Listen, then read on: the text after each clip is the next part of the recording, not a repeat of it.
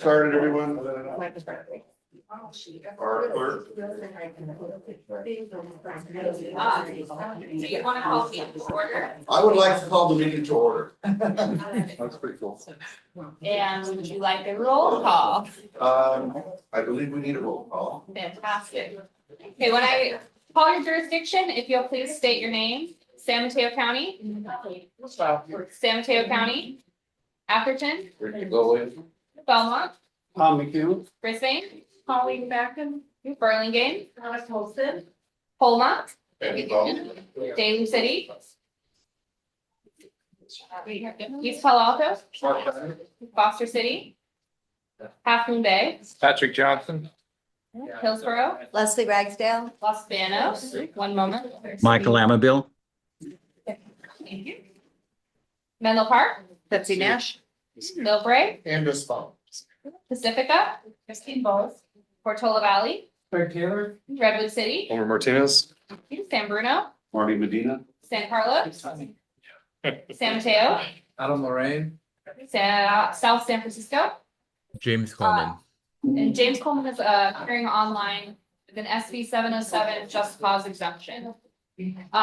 James, are there any individuals over the age of 18 in the room with you? No, just me. Thank you.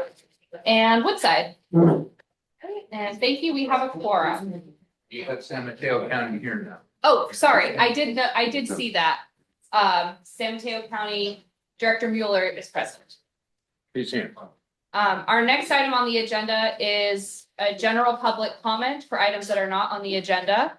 If anybody has general public comment online, if you'll please raise your hand, and in the room, I see one, just one. Fantastic. Tiger Jazz. Good evening, Honorable Board of Directors. I am Tiger Jazz Bishop Pacifica. I used to be amongst you, and when I was amongst you, I would speak a lot about my experience as a renter and potentially utilizing some of the programs Minutes Living Energy had in terms of attempting to work with the homeowner of the place I rent to try and upgrade. So finally, around August or so, I started the process of reaching out to DCE to figure out how to get that done and how to talk with my landlord. And so I just wanted to cap my time and my interest by bringing some observation. First of all, I did utilize the concierge service. Gabby was wonderful. The website was easy to navigate, and Gabby was easy to talk to, explained everything well. So on our end, everything was great. I went with the Fuse service. I could talk about the experience communicating with the different contractors to pick one, but I think the interest is more what the experience of a renter is, I walked away with the feedback that there's no easy way to pay off the greater amount on the principal. I would have to just put one check down in order to get it done. That's because we run through PG&E, so that makes sense. There's no waivers for renters specifically that we do. I personally have a landlord dynamic where I've been living there for longer than 3.5 decades. So I'm acutely aware of how unique my position is. And so I guess one of the main questions I had walking away was, well, how often do renters ask to utilize our services? Also, the more robust the rental resources are on the website for other people who are interested in having that conversation. Again, 3.5 decades, it's relatively simple for me to have that conversation as a former board member. I knew what the resources were and how to contact us.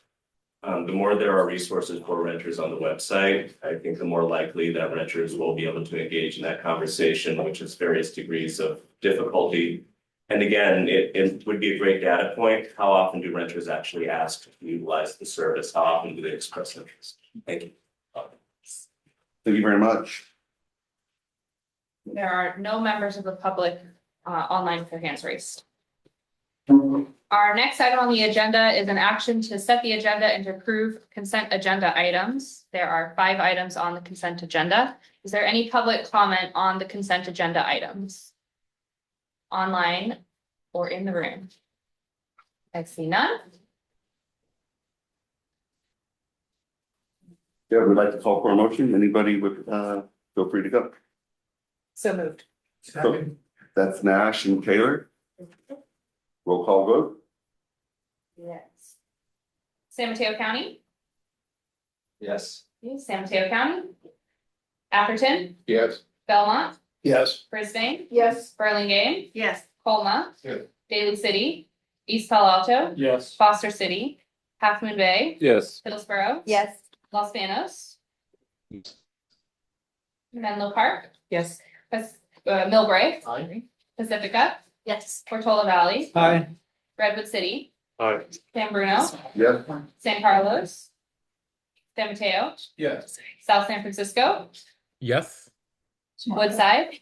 And the motion passes. Thank you. The next item on the agenda is the chair report. Chair Medina?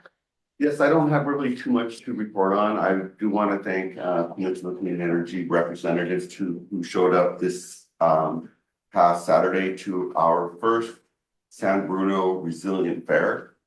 We had a number of agencies there, and it was great to see PCE being represented, and it was a great event. So I want to thank our things now for attending and being there.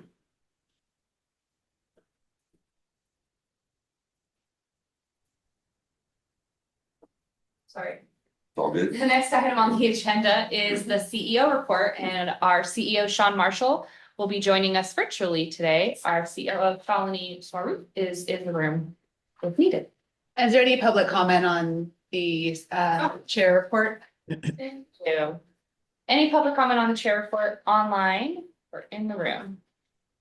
There's none. Thank you. Sure. Now we may move on to the CEO report. Good evening, everybody and team that is there. I'm very sorry to be missing you tonight. I am back east, having spent the first part of the week in Washington, D.C. for Federal Advocacy Days, which I'll report on here in a minute, and now in Cape May, New Jersey, to watch my son finish up at the Coast Guard Training Center tomorrow morning. So apologies, but family first and work first, and it just so happens that I'm back here for both. So, Shalini, I do want to say thanks for sitting in my chair tonight. Before I get started, I will tell you that my plan is to stay with you all through the rebranding topic, just in case there are questions or comments, and then I will sign off because it is 3 hours ahead here. So, thanks, Brianna, for advancing the slides. Okay, so there's been a lot of activity both in March and April. Just very quickly, I do want to give a shout out to Director DeGolia and the folks in Atherton. We did a ribbon cutting there for their GovPV solar project on April 17th. Earlier this week, PCE organized a showcase symposium on electrification, which I think was attended by about 250 people as part of the SF Climate Week this week. The photo in the middle of that slide is from the very successful event. We had lots of Earth Day events. I do want to thank the board members in the room who participated in those and will continue to do so into the next month. We have completed a little more than half of our council briefings on the JPA amendment for the new name. If you haven't yet seen Mark or myself or Shalini, you will soon. I'll give a report out on the lobby days here over the last couple of days. It was super interesting is the headline. And then we had the programs and marketing working groups meet once, if not more than once, for the marketing team. And then next week, we have the San Mateo County Office of Education GovPV ribbon cutting, which I believe Chair Medina will be attending along with me. So thank you all. More to come on all of those great activities. Next slide, please. So here are the upcoming member agency briefings. The good news here is that we will have gone to every council meeting and board of supervisors by May 13th, which is right into our deadline because the evening of May 13th is when we will be unveiling our new name at the Cal CCA annual conference. So So far, we are 12 for 12 with positive votes, and we anticipate that will continue. So all of that is getting done. I do want to just give a shout out to Mark Hirschman, who's been, and Virdi Renteria. Both of them have been organizing these on behalf of PCE. Next slide. We are going to start highlighting each month. We're just going to pick out a customer success story. Most times we will have a picture of the customer, but for this month, what we wanted to share with you was the completion of an 88 EV charger install at Mercy Housing in Redwood City. The project is called Middlefield Junction. That is the largest affordable housing EV installation that we've done to date. So, hats off to Philip and Melanie and our EV team for getting that done this past month. Next slide. Mark, I'm going to turn this one over to you, and then I'll talk about the federal work this past week. Thank you, Sean. And just a very, very brief state update. The three bills that we're most closely following, two CalCCA sponsored bill, as noted in your packet and on the screen, both passed unanimously out of their policy committees. They're now headed to the appropriations committees, as well as the PCE sponsored legislation concerning transmission planning, also passed out unanimously. And also is heading to the Appropriations Committee. There are two bills that were highlighted in your packet for which there are updates. One is AB 2313, that's Assemblymember Berman's bill on gas replacement of gas as homes service lines age, and that passed out of the Assembly Utilities and Energy Committee on a 10-4-4 vote. So that's 10 support, 4 against, and 4 no vote recorded. So that too is on its way to Assembly Appropriations, and we're very pleased to support that bill. Another bill with which we expressed concerns also in your packet was AB 2748. This concerns access to EV charging at low-income affordable housing, and that was passed out of the Assembly Housing and Community Development Committee on an 8-0-4 vote, again for not voting. Those are the two bills I wanted to update, and looking forward to the report from Washington. Sean? Great. Thanks, Mark. Okay. We just wrapped up literally today our annual federal lobbying, what we call our lobby days in Washington, D.C. And Peninsula Clean Energy, along with, gosh, probably 8 of the other California CCAs and then several others around the country participate. It is sponsored by the Community Choice Energy Alliance. This is the new name for Lean Energy US. On which I serve as chair of that organization right now. So it was very well attended. It was you won't be surprised, a mixed bag, but truly interesting set of meetings here the last couple of days. Really searching for those places where we, overlap and where we can find agreement. And I think that was a skill set and some good listening that we did. So we had meetings with the Department of Energy and FERC. On Tuesday, we met with all 5 commissioner staff members. We met with the Energy, Utility, and Environmental committees, both majority and minority staff on those committees. We met with a number of Senate and House majority and minority members. And then today was a focus for the California CCAs, meeting with various representatives, including Kevin Mullen, Victor Fong, Adam Schiff, and Alex Padilla today. And I do want to give a shout out to Mike Milkey. He's on an airplane coming west, but he was fantastic working with us this week. So here's a quick flyby of the areas that we really leaned into this week, and I'm happy to answer any questions, and we can do some deeper dives next month. But top of mind, you won't be surprised, is energy and rate affordability. Was very happy and pleased that we had a lot of good things to report in that regard, but it is definitely leading the list of issues in Washington as well as our own state. Large load data centers are sort of the next topic. And, you know, the scuttle around town is that AI data centers are basically the one item that's shaping energy policy right now at the federal level. And some of that is okay. And some of that is leading to jurisdictional creep by the Federal Energy Regulatory Commission. They are seeking to sort of, how shall we say, take over transmission applications or intervene in transmission applications with the hyperscalers and the data centers to make sure that those are expedited.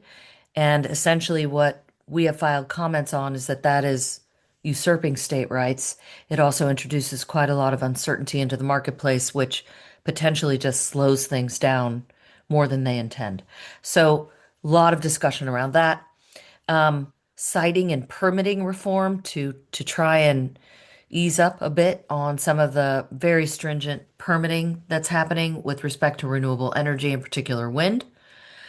So much excitement around energy technology. And so, really, what this was about was changing our language a bit and really being able to lean in to some of the things that the Republican members are super interested in, including virtual power plants, microgrids, and small modular nuclear facilities. That is also a bit of a talk of the town. We talked about the restoration of the tax credit, and particularly for us, restoration of the direct pay provisions that expire in July. So I want to say that there were probably 15 different meetings here over the course of 2.5 days. Very busy, but all in all, interesting and productive. So, are there any questions about those meetings before we move on?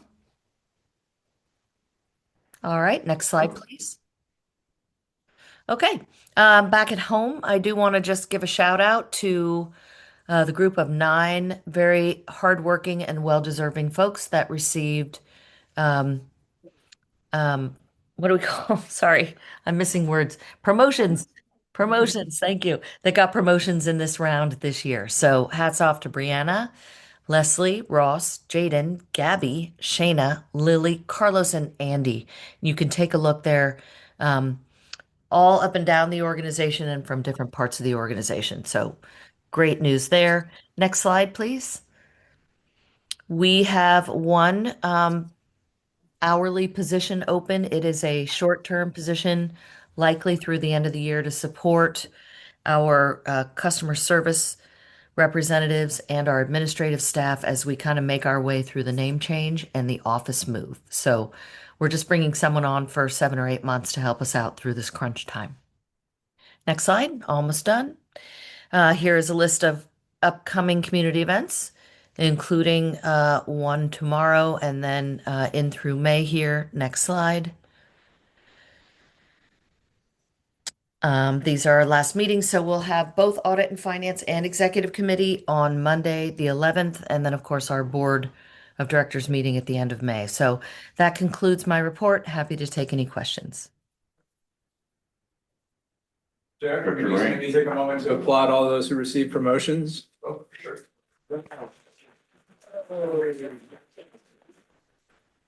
Absolutely. Thank you, Director Lorraine.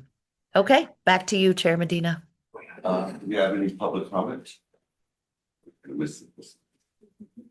Not online. None? Okay. So, let's go to item 8. Our next item on the agenda is to approve the recommended direction as presented by staff for the WestLight Energy visual identity, tagline, and brand expression elements.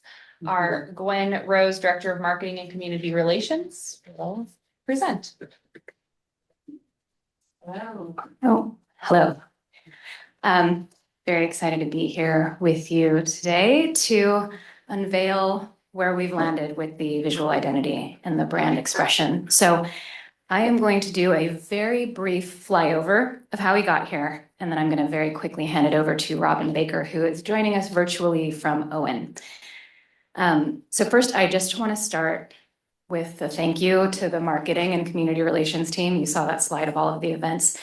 This team spends a lot of time thinking about how they show up for customers online and in person, and it's been really central to this whole process, and especially Kirsten Gruen, who's done a great job shepherding this through.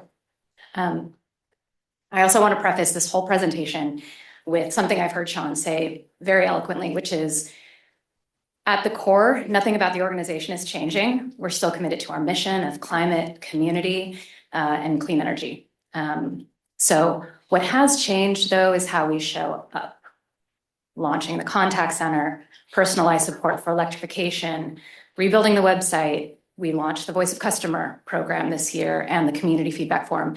And with this customer first approach, it's really given us the chance to see and reevaluate our name and our identity. And so, as you know, in October, after a long process to look at how we show up and what we might want to change, we voted to change the name to WestLight Energy. So that name, it captures a lot of different ideas that it's just worth mentioning. So, you know, you've heard me say it's the spirit of the West meets the promise of light. It's also, you know, about movement and direction and energy. And it's about where we are and where we're going. And I think nicely, it's really reflective of this organization, which is committed to innovation and service of community and leading with hope, which is really important right now. So then once we have the name, the question is, how do we bring that name to life? So for that, we partnered with Owen, and we really wanted to approach this similar to the name, where we were intentional about centering the customer perspective and not centering our own personal preferences. And throughout this process, we've taken in customer voices all along the way. So we've done surveys, we've done polls, we've done in-depth interviews with board members, with customers, with CBO partners and staff. And, you know, it's a bit of a dance because we want to take in many perspectives. We also know you can't design an identity by committee.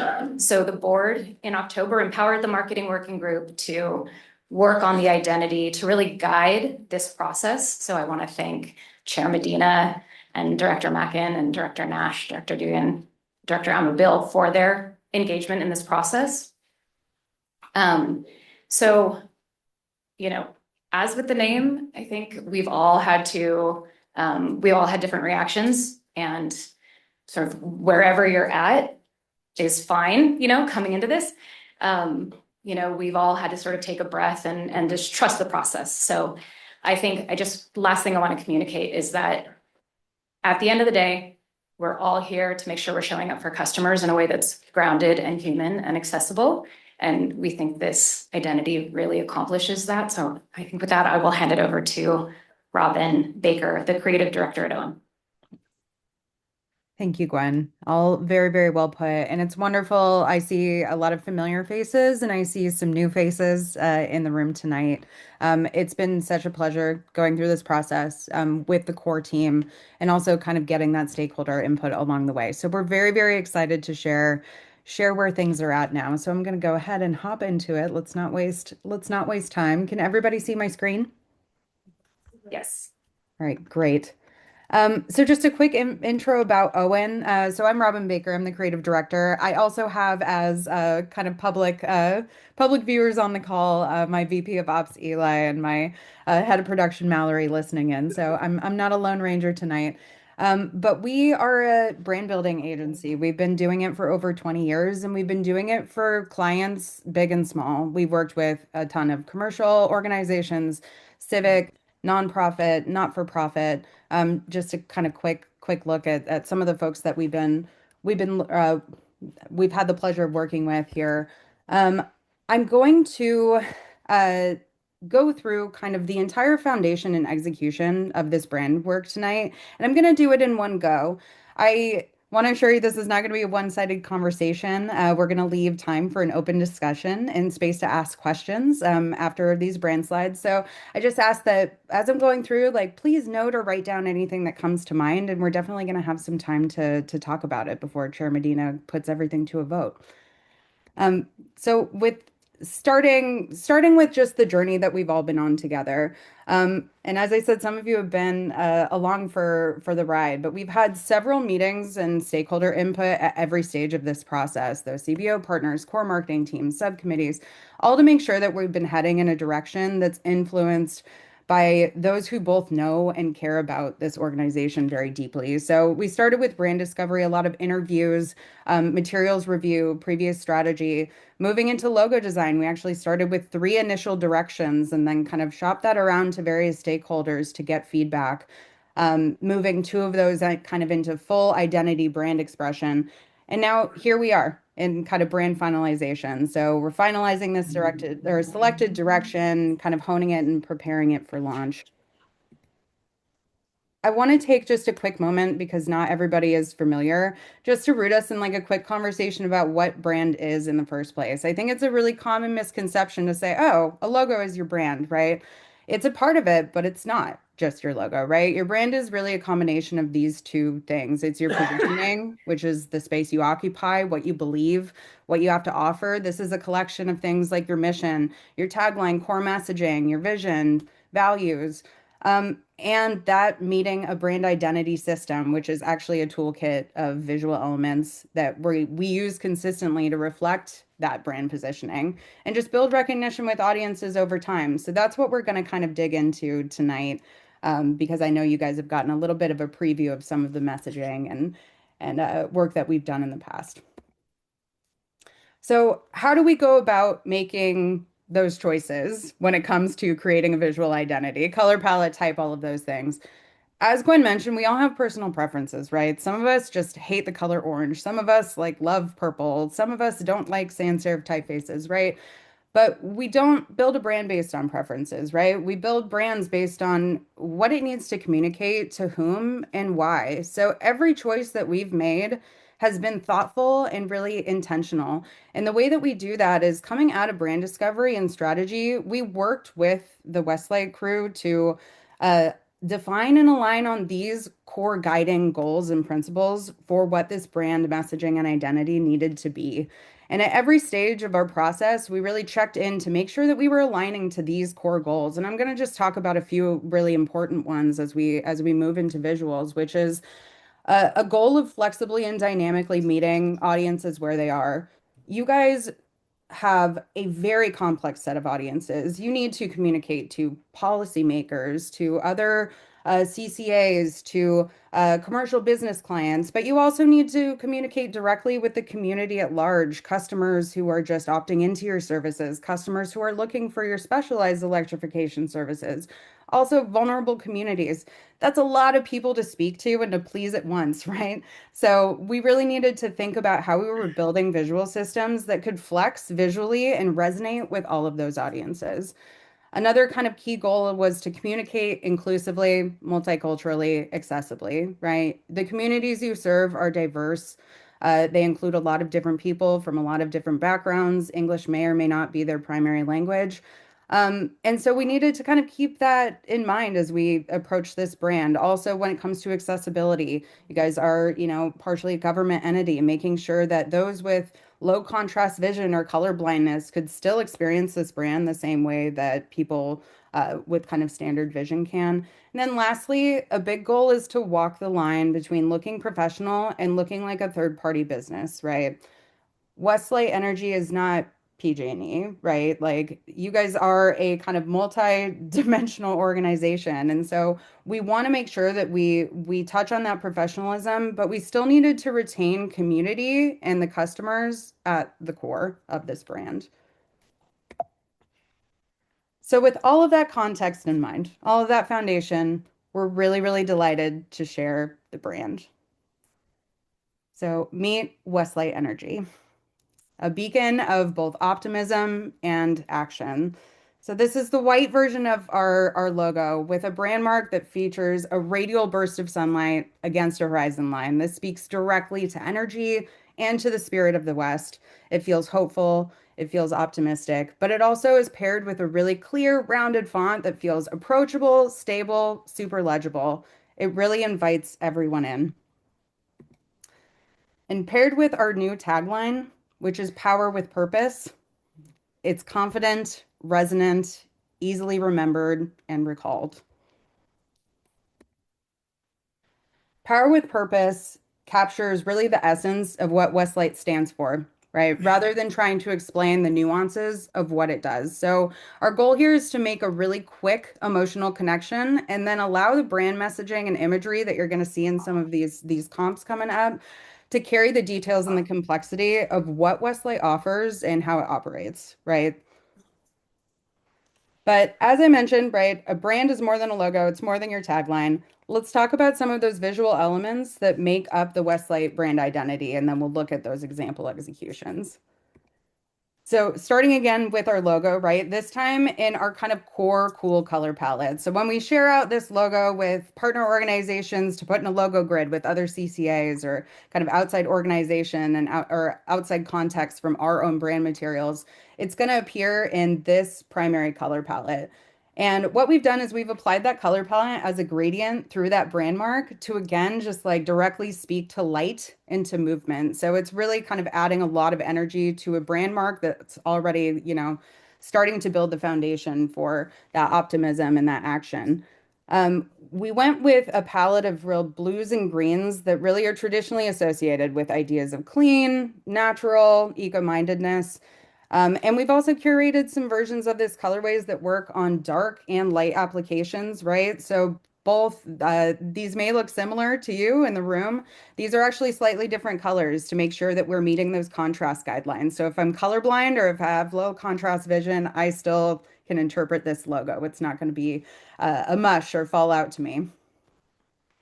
And then moving to our full color palette, we added an array of other bright, energetic tones that draw from nature.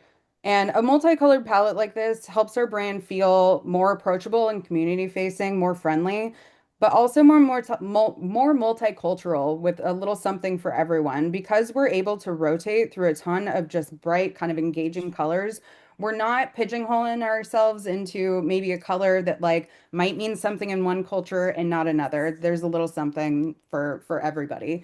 And we're also starting to we also considered how we're going to apply all of these colors accessibly across the brand, right? So when you see text on color, we're making sure that we're meeting those accessibility guidelines.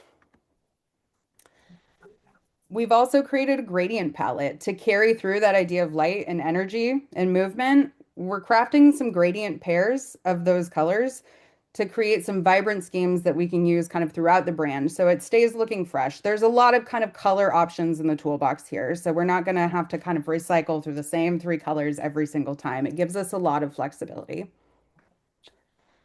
And then lastly, our brand typography. We're pairing that really rounded, friendly sans with a really elegant serif typeface. And this is going to create a really nice mix of approachable and professional tones, right? So when we talk about that brand goal that walks the line between a professional or between professional and a third-party business or like a product company, right? This mix allows us to play a little bit in both spaces, but never kind of straying too far into one or the other, right? We have kind of a nice mix and nice balance. So how do these elements actually come together and operate in the real world? We're going to walk through just some example applications. I want to just note that these are just examples. We're working with the core team to actually execute real collateral designs and assets that will be produced and used. But these are going to give you a really general sense of all the spaces that the brand can play in and how we're employing that kind of flexible look and feel for all of your audiences.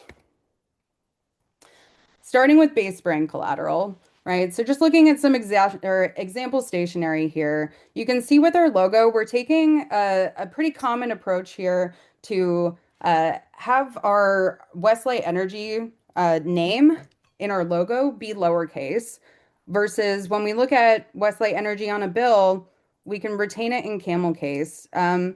This is a pretty common practice to have your kind of logo a little different from your legal name. Oh. Everything okay? Yeah, he's still alive.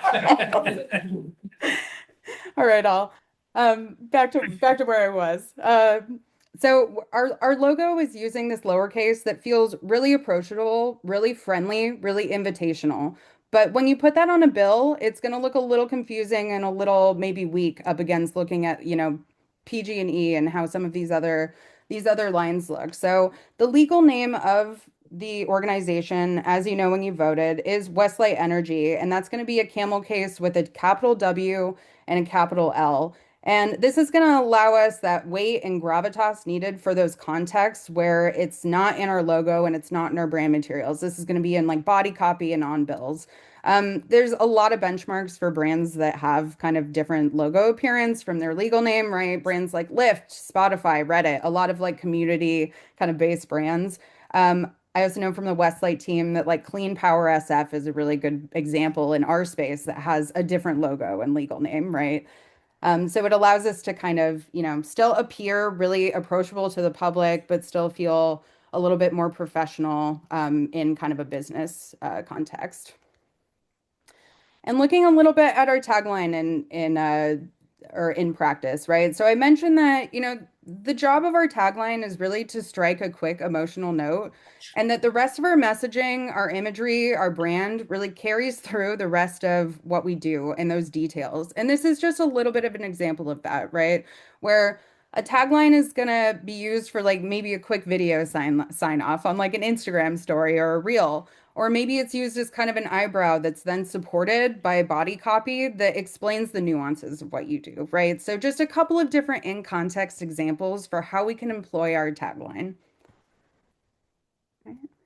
Then moving into actual brand expression and layouts. So as I mentioned, we've really built these systems based on that flexibility to audiences and our brand goals, right? So we have the ability to create some brand materials that communicate really clearly and professionally for specific audiences. You can see this is just really, open, very straightforward, informational.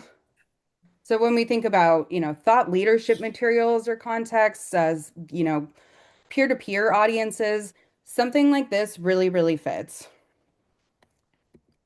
Versus when we might need to be a little bit more expressive, a little bit more energetic, we can utilize some patterns that are actually based on the sunset mark in our logo to create some graphic materials. It's really great to have pattern flexibility in a brand because you might not always have an image handy. Also, it's a really great way to kind of just like play and refresh the same materials that happen and get put out year over year. So it's something that still feels really engaging and really graphic. We can also put some of these patterns into motion that really literally showcase movement and impact of WestLight, right? This is a really just basic application, but the idea that WestLight has radial impact is accelerating forward. There's a lot of just play that can happen with simple graphics that help back up that message. Right. And then shifting to when we're speaking to our larger community and customer base, we can turn the dial up on that brand expression and pattern implementation even more to be a little bit more engaging, a little bit more energetic. You're starting to see a little bit of a mix of some of our layout strategies here, incorporating metrics, pattern, imagery, video. This starts to feel really varied, but still all related under the same brand. And then finally, moving into more complex information and data viz, it's actually kind of deeply educating customers and partners. You can see that we've got, just some example, again, impact metrics here, keeping everything really clean and open and legible, easily digestible for your audiences. But also as we mix some of these graphic layout strategies, as we mix pattern with like a slide with gradient, with our kind of framing devices that feel very kind of consistently used throughout, the result is a really, really lovely mix of professional, clear, and engaging visual systems that are really easily understood and digested by any of your audiences. So with that, that concludes our brand slides. I'm going to briefly kick it over to Gwen just to speak to kind of our timeline, and then we're going to have a little bit of an open discussion, and we're really excited to hear your thoughts. So Gwen. Thank you, Robin. Yeah, so just what comes next really quickly. So we're working towards having the visual identity and the brand expression in hand by May 1st. And that gives us a pretty compressed but doable timeline for getting it really spread through all of our collateral, our materials, our website, as we head towards a launch where we start hitting PG&E bills in mid-July. And we expect to go live in late June. So, yeah, it's a tight timeline, but I think we can make it. So that's where we're at right now. And then I think with that, we can move to the next slide. Chair Medina, do we want to open it up for discussion and Q&A? Absolutely. Just wanted to thank everyone for their work to get us to this point, and it was a new experience for me and how branding and colors and everything works together. And why we need experts to help do that. Everybody has their favorites, and I'm happy where we're at, and let's have an open discussion about how people feel about it. Oh, I'm sorry, and Sean's hands up. Thank you for pointing that out. Yeah, before we go into discussion, I do want to just ground us in the fact that the marketing working group used to be called marketing subcommittee. And I do want to, let's just call you all out and say humongous thank you. So that's been Director Mackin, Director Medina, Director Nash, Director Amabil, Director Dugan, and Director Coleman. I don't think I've missed anyone, but if I have, please let me know. Really ably led by Gwen and Kirsten, and then Robin and her team. That group has met 5 times at least since the beginning of the year to go through all the different iterations. Because of the compressed timeline, I wanted to be clear about why we didn't bring several different options to the full board tonight. We looked at a handful of many of them that went through different iterations, and then over time, moved. And then we did bring this to the executive committee earlier this month for their final direction. So what you're seeing here is really just an amazing effort of collaboration in a very short period of time. So I'm very happy with where we ended up and open to discussion. But I did want to let you know that that's why tonight we are unveiling it as opposed to looking at many different options. Thank you so much. Hey, Director Corzo, lead us off. Thank you. I'd like to say that as someone that's pretty new here, I don't have any idea about what different versions there were. But this one looks amazing. I'm really, really impressed. I think it's beautiful. I think it's simple. I think the colors and the movements and all of that is probably some of the best branding I've ever seen. And I think we all can learn from this in other areas that we work in. So I love it. I think it's great. Great. Director Johnson, yes. I like the fact that the main logo, and you're taking pieces from that logo and branching it out in different colors so that you're not looking at the same thing. It can be changed over time and changing the color palettes. And there's a great example with the blue and the yellow, but it's the core is the main logo. I think it's a great idea. It looks really good. I'm really impressed. Fantastic. Director Lorraine? I like it too. And I like power with purpose. We got the power of we and power with purpose. We already got multiple bangers. Those definitely are bangers. And the good ones. So anybody else? Yes, Director Colson. Yeah. So I love it too. It does make you rethink your campaign materials, doesn't it? I didn't want to say it that blatantly,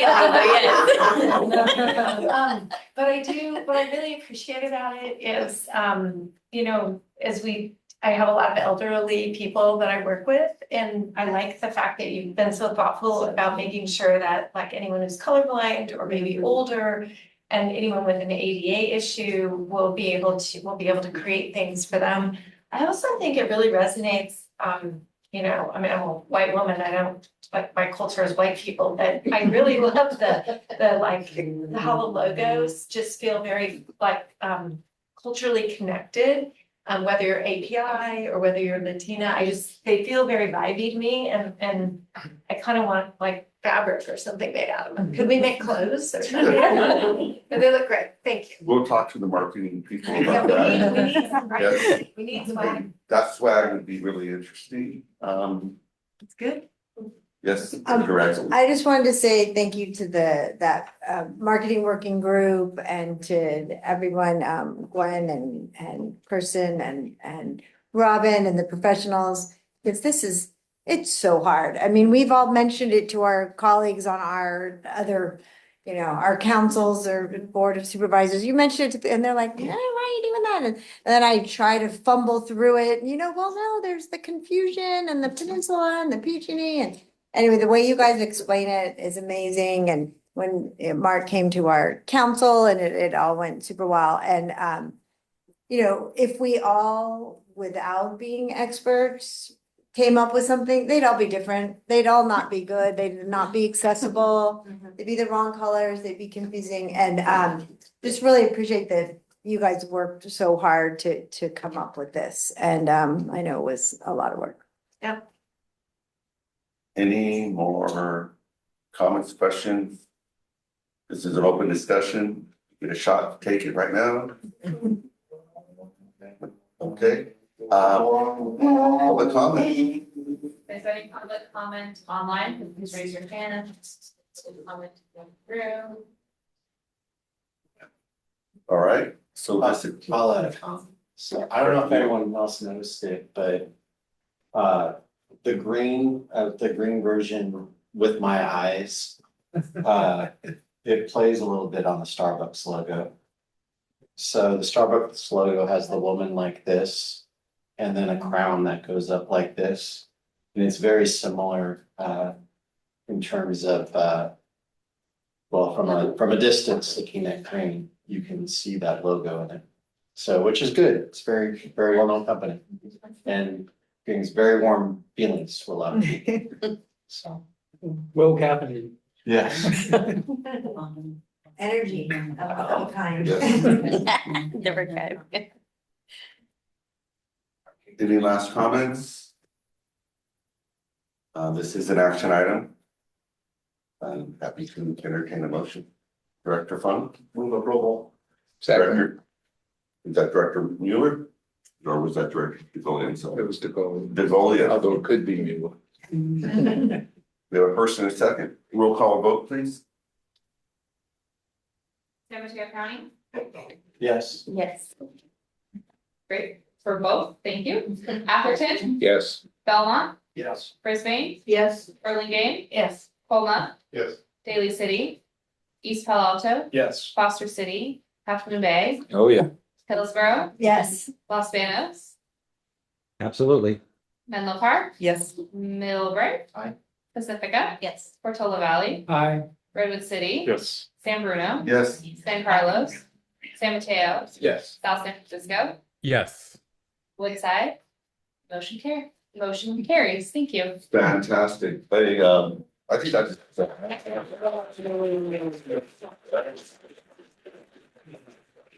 Our CEO looks very happy with the rainbow behind her there. Good night, everybody. I hope you have. Good night. Thank you. Thanks for Thank you all. carrying forth. Service. Take care. All right, moving on to item 9. Our last item of the night. Yes, so item 9 will be to review and approval of an agreement with the Association for Energy Affordability for the Equitable Building Decarbonization Program for a total not to exceed amount of $2,412,000, inclusive of $1,440,000 to serve single family homes and a $972,000 to serve multifamily homes as an action item brought to you by Alejandra Posada, our business operations project manager on the innovation strategy. Hi everyone, Alejandra Posada. If we haven't met before, I'm new to the innovation strategy department. I joined a few months ago, but I've been with PCE for almost 9 years. So spent 8 years in the programs department. I'm here to present on behalf of Yana, who's the director of our innovation strategy department. Next slide. Do I drive the slides? I'm sorry, I forgot. It's been a while. That's the one. Okay. Yes. My apologies. Okay, so before getting into EBD and what the request is in more details, I'm just going to set some context in both what the department does and how this relates to existing programs that PCE has. And then we'll get to what our role is under this program. So the Innovation Strategy Department started about 2 years ago when Yana joined PCE. The objective of the Innovation Strategy Department is to pursue public funding opportunities as a way to diversify our revenue streams so that we can fund more programs that we offer to the community with more than just PCE ratepayer funds.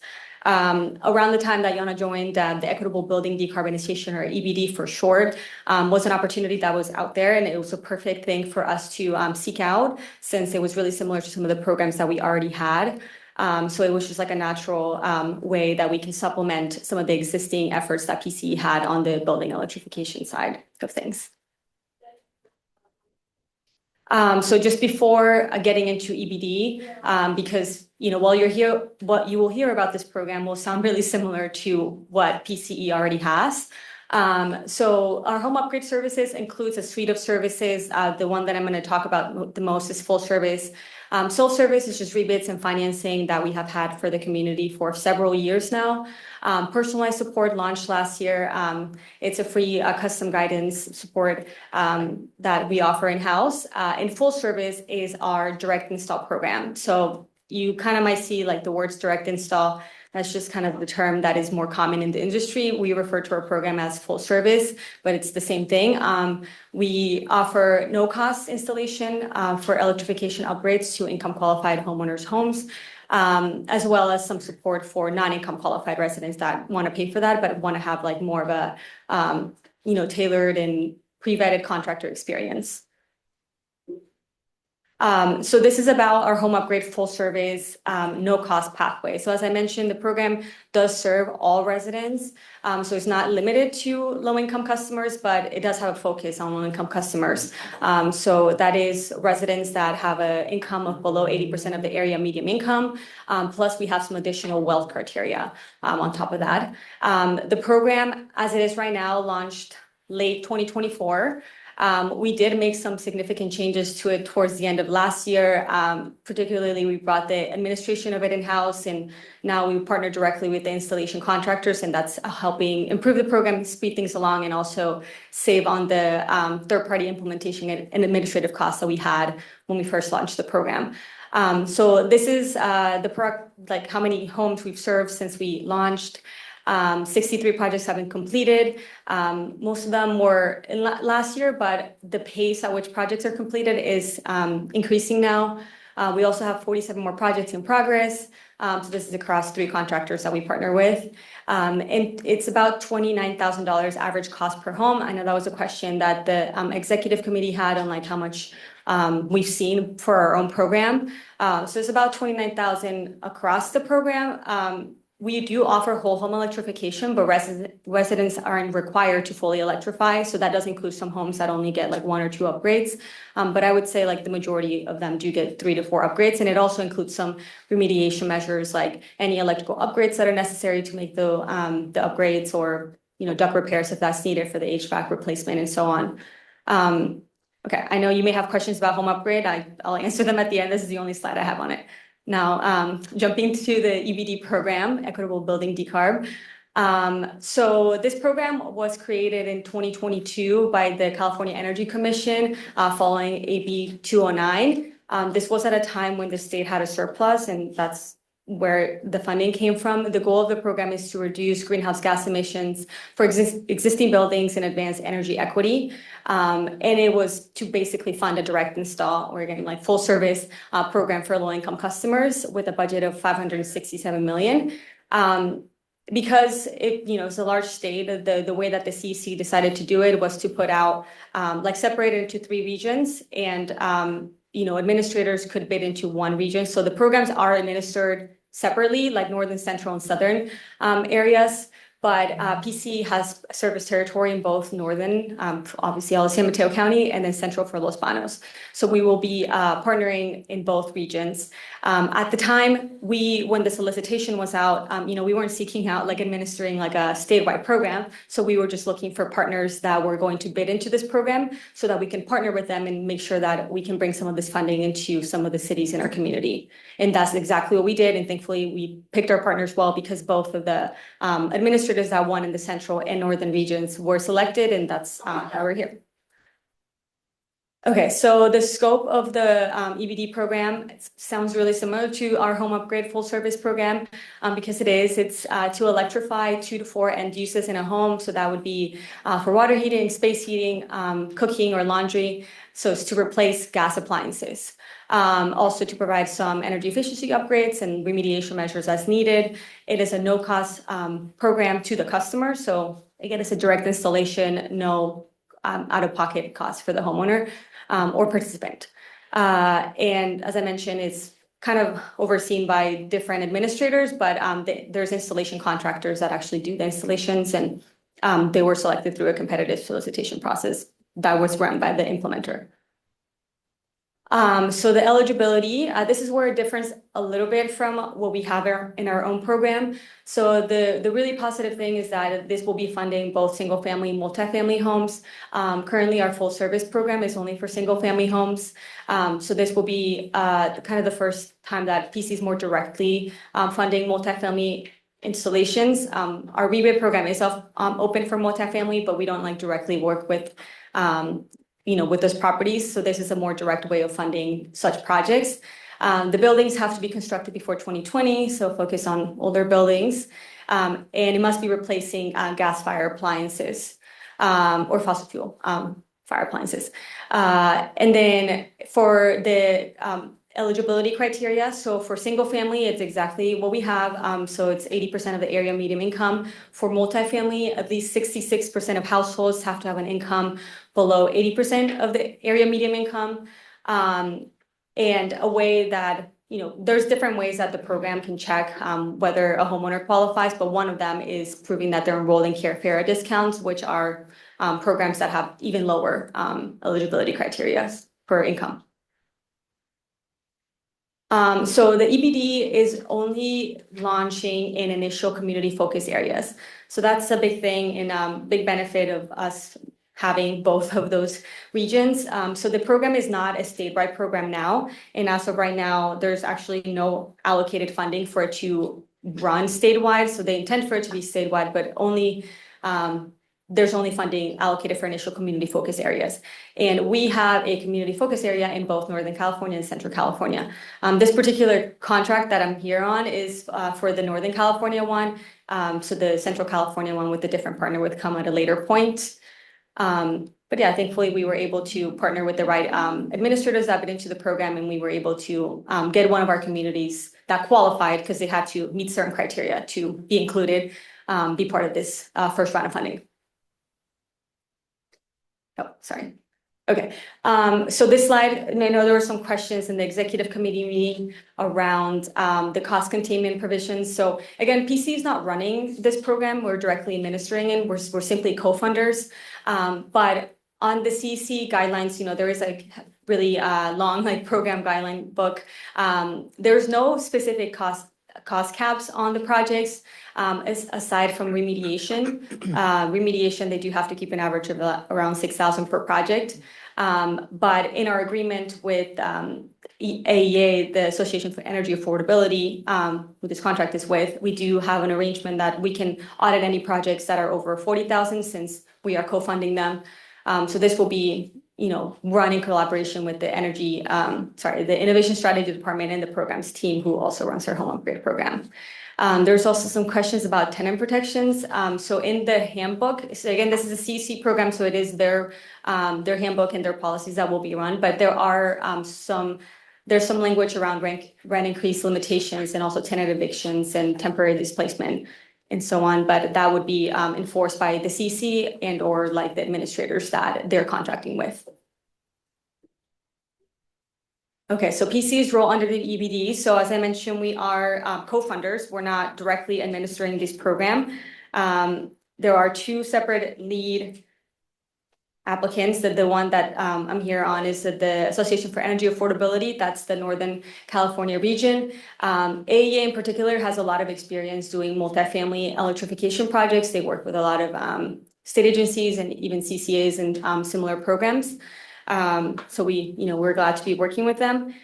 We will be funding the project 30%. So essentially whatever the cost of electrifying that home PC will pay for 30%. And in doing so, that enables us to be able to serve more homes with less PC ratepayer funds. So in total, it'll be 8 million in customer incentives going to East Palo Alto, but only 30% of that PC is paying for. So that allows us to achieve 3x the results.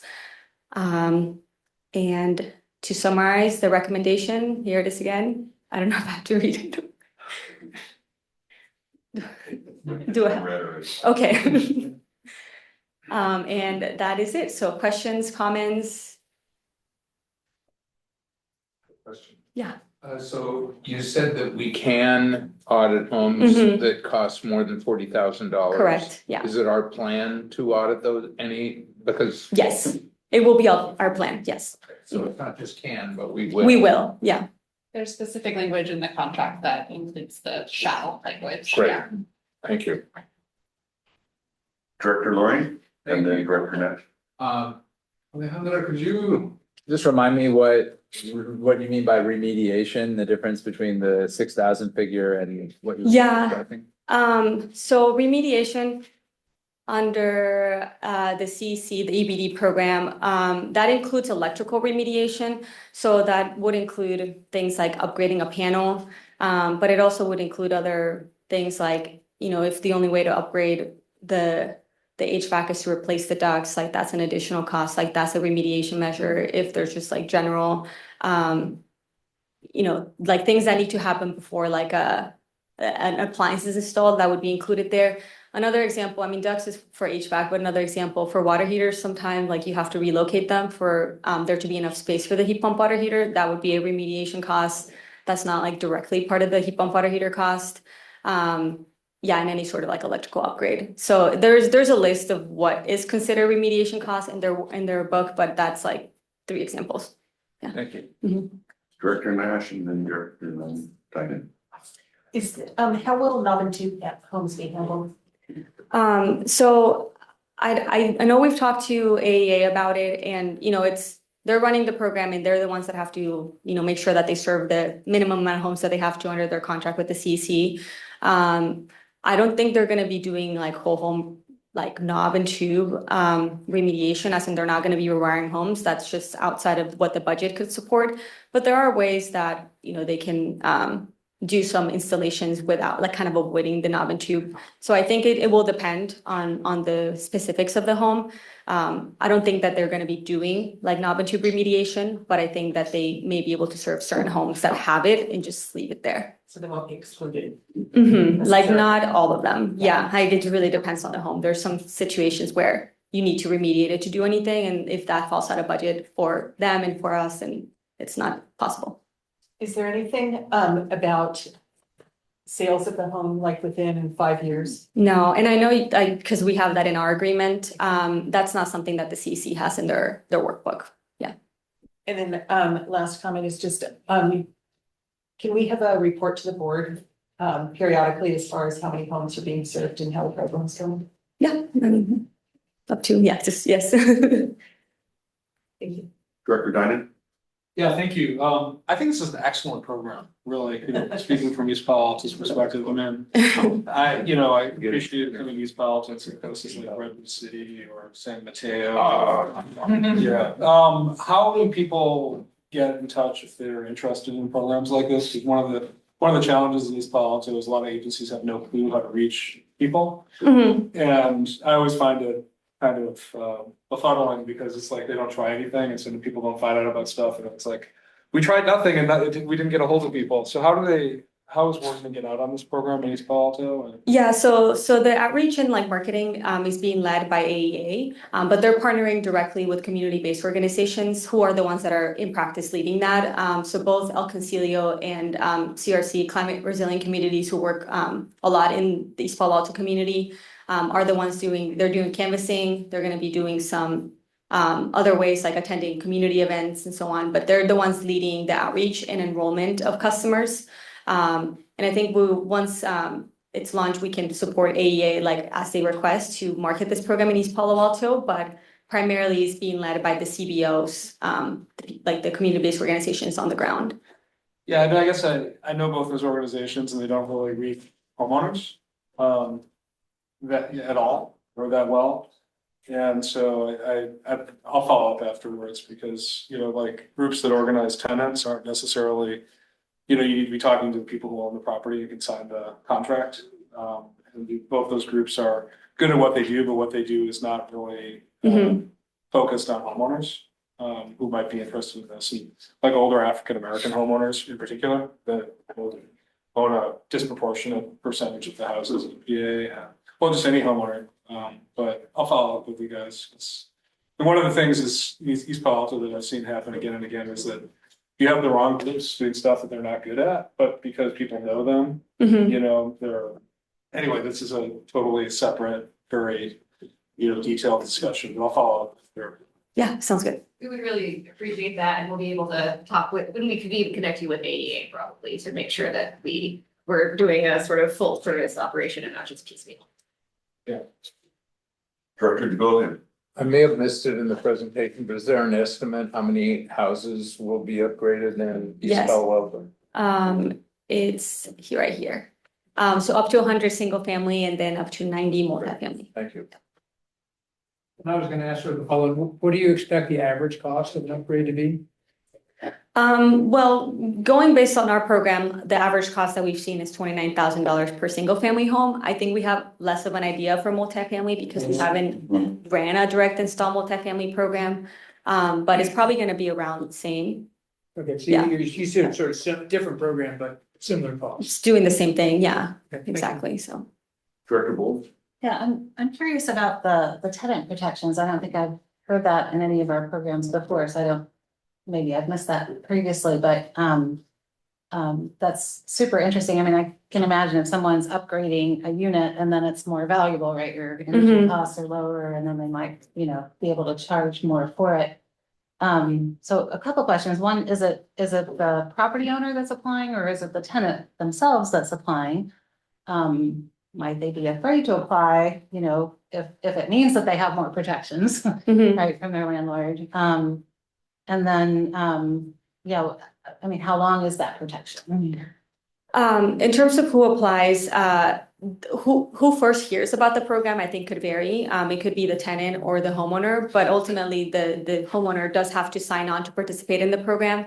So the program is going to have a participation agreement, and in situations where it's a renter occupied unit, the renter and the property owner would have to sign a participation agreement. In terms of like the tenant protections, so again, this is a CEC funded program. It's not like PCE program. We're just co-funding the state program.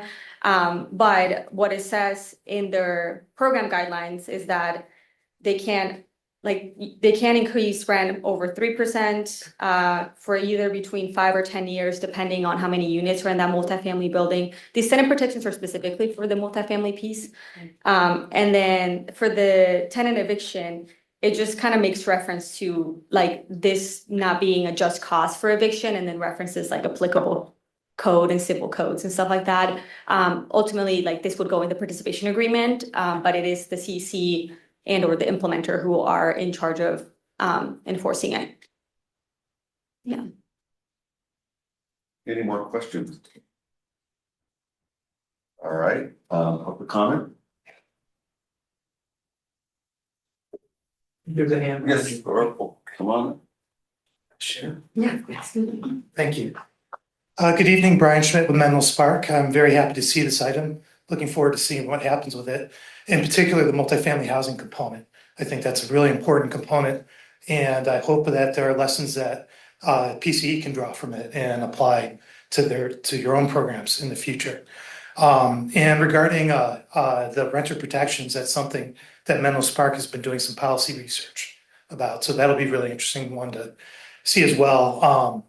An important one, the 3% limitation on increases is going to be interesting. We'll see if landlords will bite on that or if they're willing to accept that limitation.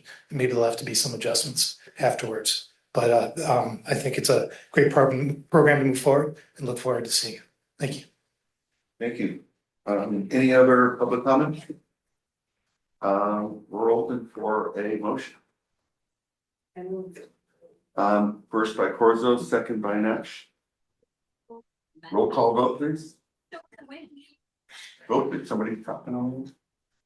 San Mateo County, Yes. San Mateo County, Yes. Atherton, Yes. Belmont, Yes. Brisbane, Yes. Burlingame. Yes. Colma, Yes. Daly City, East Palo Alto, Yes. Foster City, Half Moon Bay, Yes. Hillsborough, Yes. Los Banos, Yes.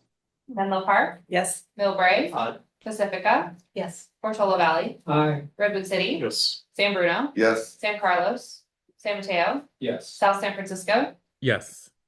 Woodside. The motion carries. Thank you. All right, we're almost done. This is item 10, for board member reports. Anybody have anything?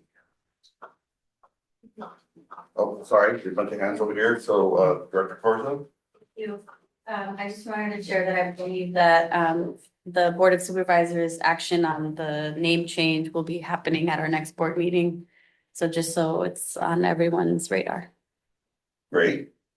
We'll go in here to Golia.